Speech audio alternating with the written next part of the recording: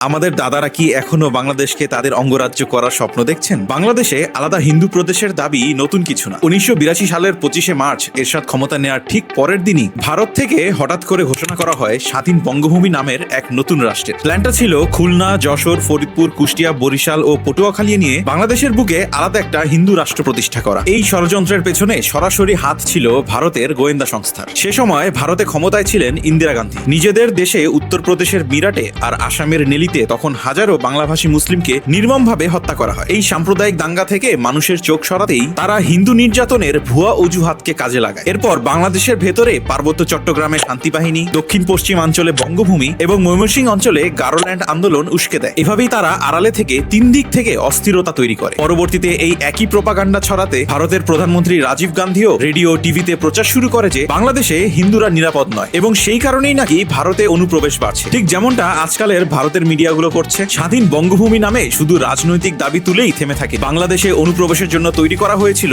বঙ্গসেনা নামের এক সশস্ত্র বাহিনী। কলকাতার ভবানীপুরের রাজেন্দ্র রোডে চিত্তরঞ্জন সুতার বিলাসবহুল বাড়িটিই ছিল বঙ্গসেনাদের প্রধান কন্ট্রোল রুম। এই চিত্তরঞ্জন সুতাকে ব্যবহার করেই ইন্দিরা গান্ধী সরকার মুজিব সরকারের উপর প্রভাব খাটাত। বিএলও নেতা সুব্রত চট্টোপাধ্যায় জানান, বঙ্গভূমি সংগঠকদের হাত শক্ত করতে ভারতের বিজেপির সহায়তায় হিন্দু লীগ গঠন করা হয়েছে। তাদের মূল উদ্দেশ্য ছিল ধর্মের ভিত্তিতে বাংলাদেশকে আরেকবার ভাগ করা। ভারতের সরকারি রেডিও আকাশবাণী থেকেই 1989 সালের 17 জানুয়ারি বঙ্গভূমিপন্থীদের এই বাংলাদেশ অভিযান বেশ ফলো করে প্রচার করা হয়। এরা কতটা বেপরোয়া ছিল সেই প্রমাণ পাওয়া যায় 1989 সালের মে মাসে। ইংরেজি সাপ্তাহিক ঢাকা কুরিয়ারের এক সাক্ষাৎকারে ডাক্তার কালিদাস বৈদ্য বলেছিলেন, বিকল্প একটাই, বাংলাদেশ যদি ভারতের অঙ্গরাজ্য হয়ে নীরবে বশ্যতা স্বীকার করে নেয়। এই বশ্যতা স্বীকারেই কেবল বঙ্গভূমি আন্দোলন বন্ধ হতে পারে। সেই সময় বিরোধী দলীয় নেতা আসম রব এটিকে বাংলাদেশের সার্বভৌমত্ব নষ্টের ভারতীয় কৌশল বলে আখ্যা দেন এবং প্রধানমন্ত্রী মওদুদ আহমেদও এই ষড়যন্ত্র ও সন্ত্রাসী কর্মকাণ্ডের বিরুদ্ধে ভারতকে কড়া ব্যবস্থা নেওয়ার আহ্বান জানান। কিন্তু একটু মিলিয়ে দেখেন তো, সেদিন কালিদাস বৈদ্যরা যে ভাষায় কথা বলছিল, আজকের দিনে সেই একই সুরে কথা বলছে আমাদের দেশের কিছু মানুষ।